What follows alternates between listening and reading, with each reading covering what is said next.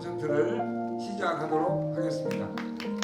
농사를 지으며 시를 쓰고 있는 김혜자 시인은 시인에게 위대한 일은 씨앗을 뿌리는 일이나 달걀들을 거두어들이는 일 같은 사소한 일이라고 말합니다. 노동자들과 함께 시를 쓰다가 1998년 내일을 여는 작가로 등단했습니다. 시집으로는 무화과는 없다, 축제, 집에 가자, 해잔의 점집, 해피랜드 등이 있으며 민중구슬집으로 당신을 사랑합니다와 산문집, 내가 만난 사람은 모두 다 이상했다, 위대한 일들이 지나가고 있습니다 등이 있습니다. 또 시평 에세이, 시의 눈, 벌레의 눈 등을 펴냈습니다. 젊은 날에 좀 거칠게 살았습니다. 거기에 뭐 이렇게 제가 덩치가 작긴 하지만 뭔가 뭐 세일도 하고 프레스도 밟아보고 힘쓰는 일도 하고 그렇게 살다 보니까 사실은 우리가 아는 시는 그런 거하고 좀 거리가 있다고 생각이 되잖아요. 그런 심지에다가 문득 뭐가 떠오르면 그 바쁜 와중에 볼펜이 어디 있어요. 그 분홍색 초크가 있더라고요. 이렇게 하는 거, 표시하는 거, 막 그런 데다가 끄적끄적 한 거예요. 그래서 제 최초의 시들은 사실은 그건데 다 잃어버렸습니다. 그래서 이제 길을 지나가다가 그 초기에는 그러더라고요. 잠바떼기가 지나가잖아요. 그럼 그 심지가 생각나요. 내 시가 걸어가는 것 같은 거예요. 내가 잃어버린 시가. 어떤 그 일하는 후배가 그런 말을 했어요. 저한테 뭐라고 했냐면 편지에 글은 아무도 말을 가로채지 않는 대화 같아요. 그런 얘기를 식당 전전하던 후배가 그런 얘기를 했어요. 그때 얼굴도 모를 때입니다. 제가 어떤 심사를 갔다가 시가 좋아서 좋다고 했는데 평가를 그렇게 썼는데 그걸 통해 저는 편지를 해왔어요. 그러고 생각하니까 종이거울, 내가 생각했던 게 종이거울이었구나 이렇게 생각을 하게 됐고 결국은 내가 지렁이 얘기를 쓰든 옆집 할머니 얘기를 쓰든 내 어린 시절 얘기를 쓰든 우리 엄마 얘기를 쓰든 결국 시라고 하는 것은 나를 쓰는 거구나. 시작은 지렁이였지만 내가 된 지렁이, 지렁이가 된 나, 엄마가 된 나, 그런 생각이 드는 겁니다. 그래서 그 친구는 저는 뭐 어쨌든 시를 쓴다라고 하는 것은 밥도 많이 벌지 못하는 일이고 이름이라고 해봤자 그냥 우리 동기들의 이 고구마처럼 같이 연대에 있는 어깨를 겨누는 그런 정도의 친구 들끼리의 공동의 이름을 우리는 시를 통해서 나누어 가졌다 이렇게 저는 생각하는 사람인데 그러면서 조금 제가 철학적인 생각을 했어요. 제 수준에서는 꽤 그 부분을 제가 한 번만 읽어볼게요. 깊이를 잴 수 없는 종이거울의 뒤란에서 잠자고 있던 이름들이 하나씩 불러 나올 때마다 나는 다시 태어난다. 나는 나무이자 벌목꾼이자 사슴이자 사냥꾼, 산 사람이자 죽어간 모든 사람, 맞아 죽은 자이자 때려 눕힌 자, 독재자이자 매파이자 창녀이자 야만적인 인류사, 이 모든 이름들이 종이거울 속에서 나를 부르고 있다. 까맣게 비춰주는 종이거울, 바라보고 또 바라보며 나를 벗긴다.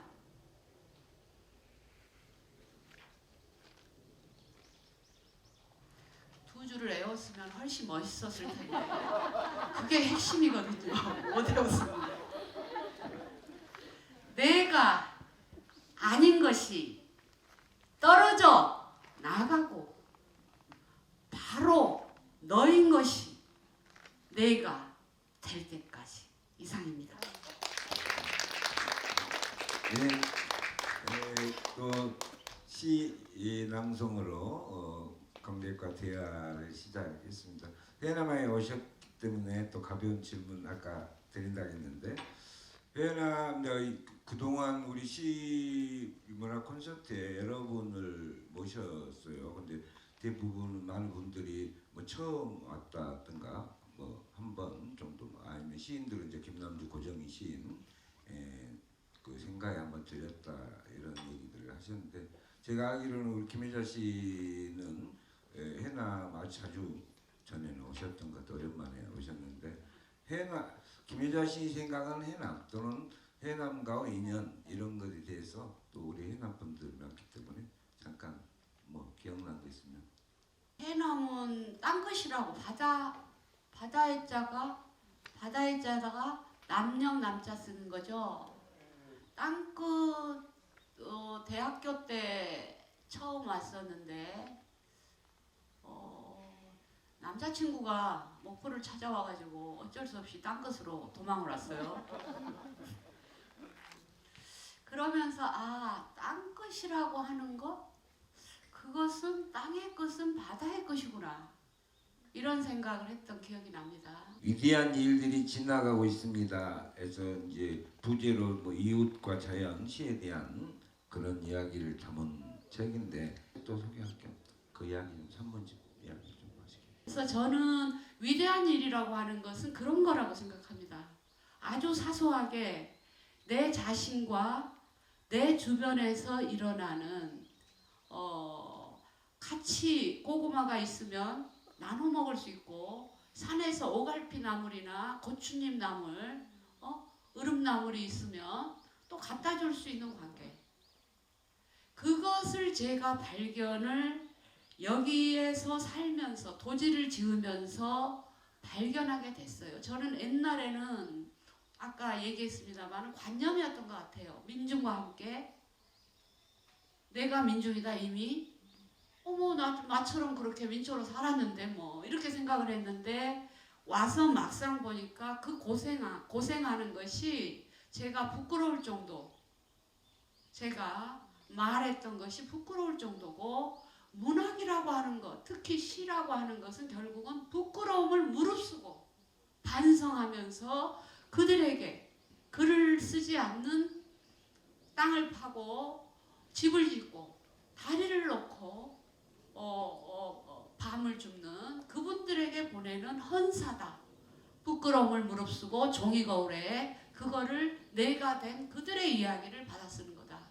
이것이야말로 위대한 일들인데 몸으로 살아온 그 제가 아까 얘기했던 박물관이라고 하는 살아있는 언어와 노동과 수많은 이름과 사물과 생명을 품고 있는 한 사람의 인생 그것이 지금 그 위대한 일들이 이제 다 종말로 가고 있다.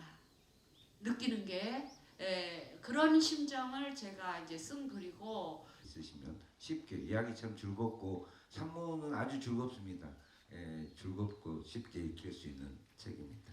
저 서점에 가서 김혜자님의 시집이 있냐고 물었더니 배우 김혜자님이라고 하시더라고요. 그래서 아닙니다. 시인 김혜, 희은의 아이 김혜자님이십니다. 모르시더라고요.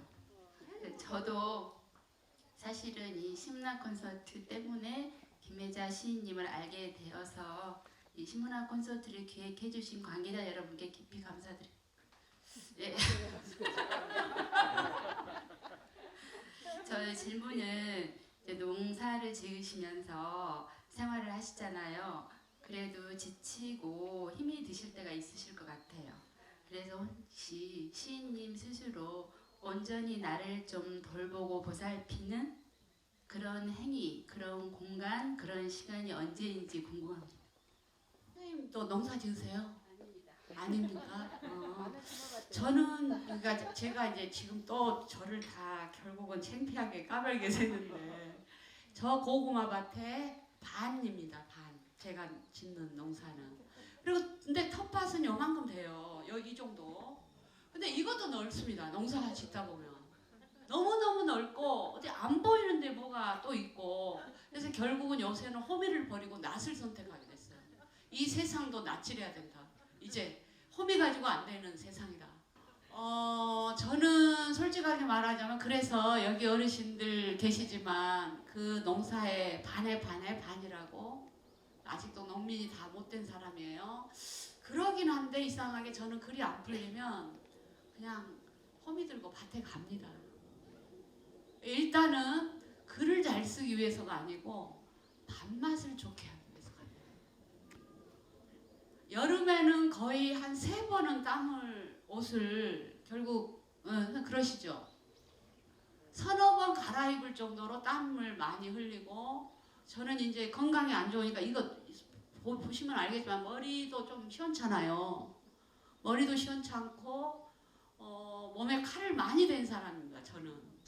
그래서 사실은 의사가 될 팔자인데 남의 몸에 칼을 대서 낫게 해줘야 될 사람인데 공부를 안 하는 바람에 제 몸을 칼을 평생 대고 사는 사람인데 저는 이상하게 그렇게 조금이라도 땀을 흘리고 나면 무슨 그 과정에서 무슨 생각이 지나가요. 그래서 저는 최종 결론은 시는 내가 쓰는 게 아니다. 글은 내가 쓰는 게 아니다. 누가 던져주는 거다. 이렇게 생각을 했고 그 몸에서 서로 신호를 주고받는 것 같다. 근데 가만히 막 마감에 시달려가고 책상 앞에 앉아다 보면 머리에 쥐가 나면서 딱 막혀요. 그래서 저는 다행히도 힐링이나 이런 것들이 따로 필요하지 않고 딱 그리고 저는 자라나는 게 굉장히 뭐라고 해야 되나요?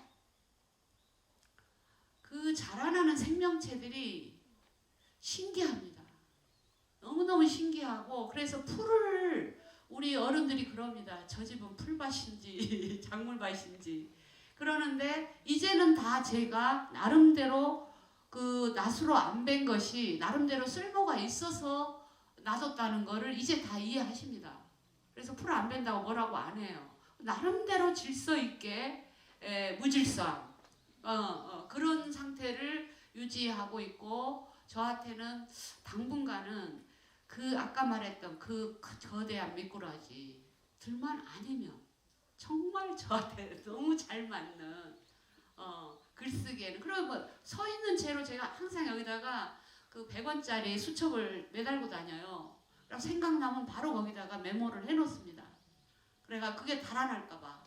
그리고 이제 우리 동네 어른들이 재밌는 얘기 막 해주시면 처음에는 제가 저거를 했어요. 허락을 받았어요. 이거 너무 재밌는데 옛날에 옷을 산에서 무슨 나무를 베갖고 옷을 만드는 과정을 설명하고 옛날에 이 산에 평평골에 있었던 동물 얘기를 하는데 제가 책에서만 본 동물 얘기들이 나와요. 근데 그 관계를 다 알고 있어요. 그런 거 너무 아깝잖아요. 나중에 못 쓰잖아요. 그래서 녹음하겠습니다. 이러면서 부탁을 해요. 근데 지금은 그렇게 얘기 안 해도 녹음해도 이제 아무 얘기도 안 합니다. 얘는 좋은데 쓰는 거다. 이걸 이제 그런 신뢰고 확보가 됐죠. 신안에 태어나시고 서울 생활을 오래 하셨고 지금은 이제 충청도에서 사시잖아요. 근데 이 각 지역 방언이 다르죠. 그건 어떻게 극복을 하시고 혹시 어떤 선생님만의 비법이 있으신지. 예를 들면 충청도 방언으로 쓰려고 하면은 거기에 전라도 말이 섞여요. 그 다음에 전라도 말을 쓰려고 하면 자칫하면 충청도 방언이 섞일 수가 있습니다. 이걸 혹시 극복하는 방법이 있는지 여쭤보고 싶습니다. 그건 조금 그래도 쉽게 답변할 수 있을 것 같습니다. 제가 너무나 아쉽게도 실제 이 전라도 언어를 이렇게 정말로 살리고 싶은데 그 기간이 아쉽게도 너무 짧았어요. 거기다 우리가 학교를 다니면 그 우리말 뭐 이렇게 거의 선생님이 하는 말들이 다 표준어 쓰고 막 이러잖아요. 그 제가 우리 언니 오빠 나이만 됐어도 아마 소설을 썼을지 모르겠어요. 그게 아마 어떤 피 속에 그런 것들이 언어라고 하는 게 살아 있는 거. 근데 그거를 제가 못 써요. 그러니까 전라도 언어도 제대로 못 쓰고 거기다 충청도도 못 쓰고 거기다 서울말도 그 저처럼 융통성 없는 사람은 제 친구들은요 목포에서 서울로 유학 가자마자 바로 어머 너 언제 왔니? 이런 식이에요. 근데 그거를 저는 못하게 생겼잖아요. 지금도 거의 사투리가 지금 20살에 가갖고 제가 환갑이 한참 전에 넘었으니까 그러니까 지금도 그 언어를 서울말도 못 쓰죠 당연히. 그래서 저는 대신 아까 얘기했던 다시 고구마 밭으로 돌아가요. 고구마 밭처럼 저는 동지가 많습니다. 울산 놈 있고 영주 놈 있고 충청도 어디 보령 사람 있고 서천 사람 있고 전북의 전주 사람 있고 그래서 제가 이 시는 꼭 경상도 말로 써야겠다 작심을 해요. 그때 그 새끼라든가 제가 최근에 쓴 시 경상도 말을 아주 잘 거기서부터 계속 어릴 때도 살고 대학만 서울 갔고 그 다음에 다시 돌아와서 오래 살고 있는 후배님들께 보냅니다. 감수를.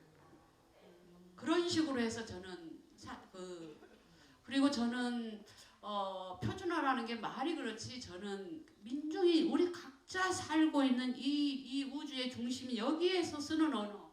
아까 식당에서 밥 먹는데 너무 정겨운 거예요. 말을 들으니까 순간 그런 언어를 쓰는 사람들이 좀 많이 나왔으면 하는 바람이 저는 개인적으로 있고 그게 살아있는 언어다.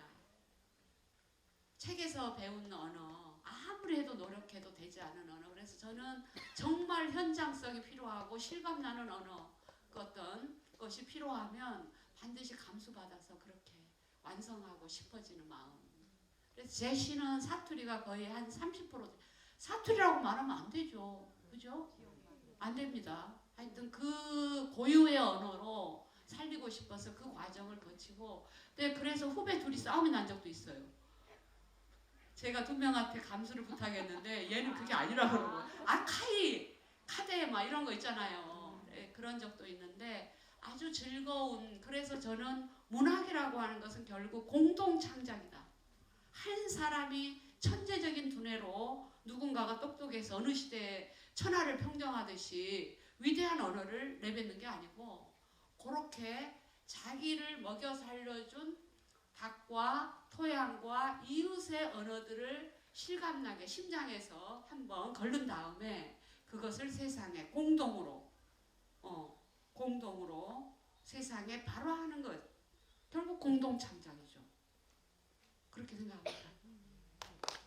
그러면 시간도 많이 생각보다 더 많이 갔네요. 예, 그 즐겁게 함께해 주신 김혜자 시인께 다시 한번 뜨거운 박수 부탁드리겠습니다. 네, 감사합니다.